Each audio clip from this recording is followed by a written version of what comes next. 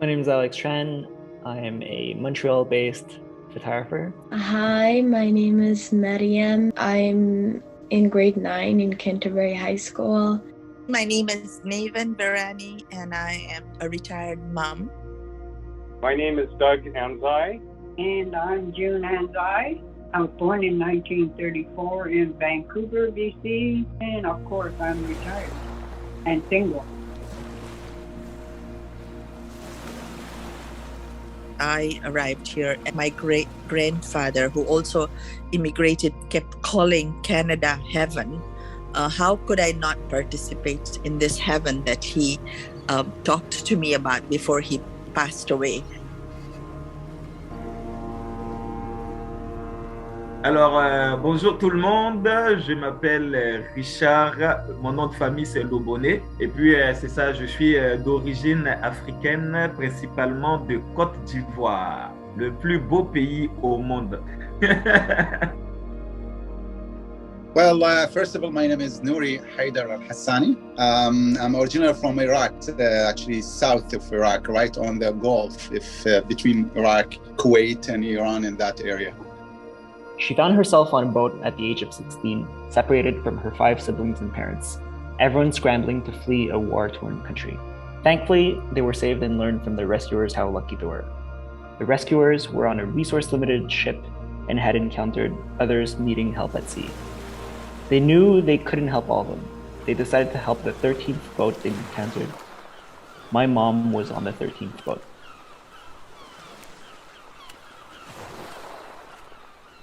I can remember asking my grandparents when the Canadian government was addressing the relocation of the Japanese Canadians away from the coast. It's not hard to share the stories, but they may not be able to handle the answers I might give them.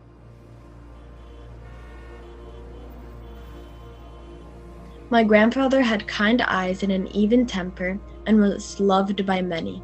He listened intently to everyone and liked spoiling his grandchildren. I had to leave the country actually in 1991. If you guys remember what happened in that time against the regime of Iraq. I lost my oldest brother, Dr. Nader, got executed, and we don't know where's his body. Then my dad in 1991, same things. So yeah, it was horrible time that I went through. But alhamdulillah, I'm okay right now. So since I came to Canada, I was, one of the luckiest people, maybe.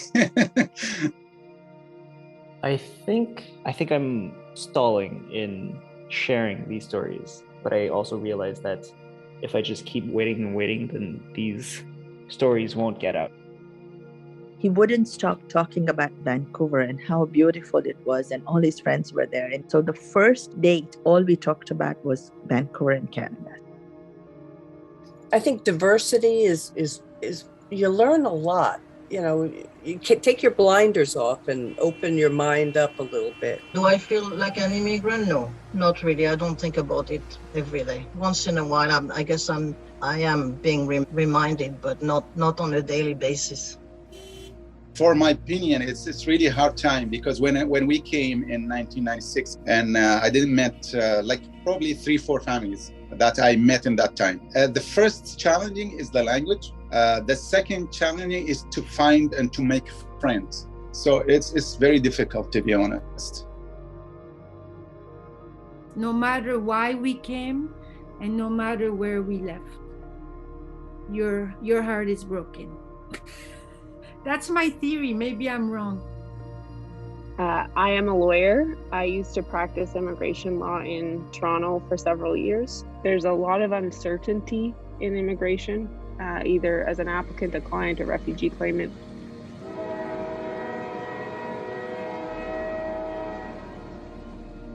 The process is both complicated and not transparent, so it can be hard to know where something is. It can be difficult to get a response from immigration, and it can be very lengthy and expensive.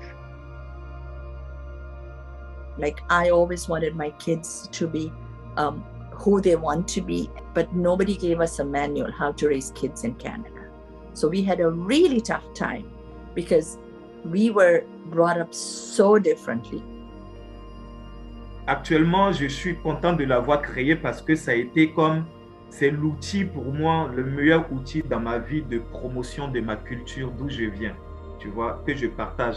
Dans mon cours de Djamboula, il y a des Québécois, il y a des Asiatiques, il y a des Européens, des Français, tout est mélangé. Il y a comme toutes sortes de personnes, mais ils viennent là pour découvrir ma culture, tu vois.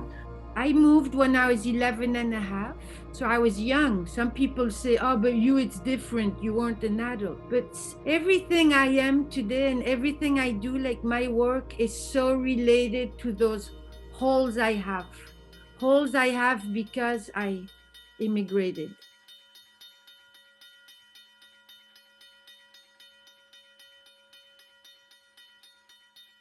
I am an immigrant myself, but I am very grateful to my friend Nicole, herself an immigrant from France, like me, who has during some 40 plus years supported me emotionally during my hardest times. اسمي نوري حيدر الحساني. أنا سعيد جدا أن أتحدث معك اليوم في هذا اللقاء. So, you say it in English, hello or how are you? Then you can say it in Urdu, kaise hai aap? You say it in Kutchi, kiyayo, yali kiyayo. This is in Kutchi, Gujarati. Tame kem cho, barabar che. Then you say it in Swahili, hakuna matata, there is no problem. And then also, I know a little bit of French. Comment allez-vous? Moi, par exemple, je parle la langue de mon père et de ma mère. Et la langue de mon père, ça s'appelle le gaudier. Et la langue de ma mère, ça s'appelle Agni. Et puis, à l'école, j'ai appris un tout petit peu l'anglais. So, I can't speak English, but my English is so-so. I still want to hold on to that Japanese side and share that with my children and allow them to have a few fibers of their roots in that direction, their Japanese side, because my children are hapa, what we call hapa, half. They're half Japanese from my side, and they're half British Canadian from my wife's side. C'est ça la beauté aussi de l'immigration, c'est de pouvoir justement comme emmener ton mode de vie de ta vie antérieure avec le mode de vie d'ici, trouver un juste milieu et puis bien fonctionner avec quoi.